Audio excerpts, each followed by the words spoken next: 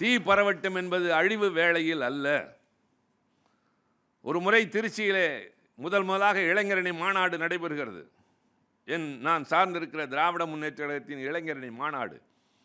அந்த மாநாட்டில் செயலாளர் என்ற அடிப்படையில் நான் நன்றி உரை ஆற்றுகிறேன். நன்றி உரை ஆற்றுகிற போது நான் ஒரு புதிய கோணத்தில் பேசினேன்.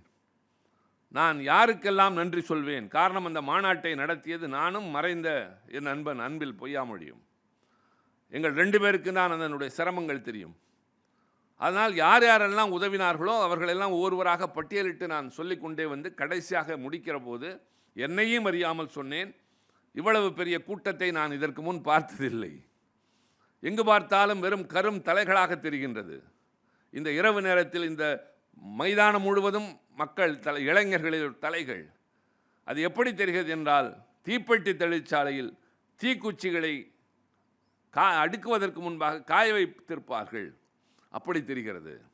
எப்படி தீக்குச்சியின் தலையில் இருக்கிற அந்த மருந்துக்குத்தான் சக்தி அதிகமோ, அதை போல இங்கே வந்திருக்கிற இளைஞர்களுடைய கரும் தலை, அதில் இருக்கிற மூளை, அதிலிருந்து கிளம்புகிற சிந்தனை பொறி, இதை ஒருங்கிணைக்கிற வாய்ப்பை தந்த தலைவர் கலைஞருக்கு ஒட்டுமொத்தமான நன்றி என்று நான் முடித்தேன். இது ஒரு உவமை, அவ்வளவுதான். அந்த நேரத்தில் தோன்றியது.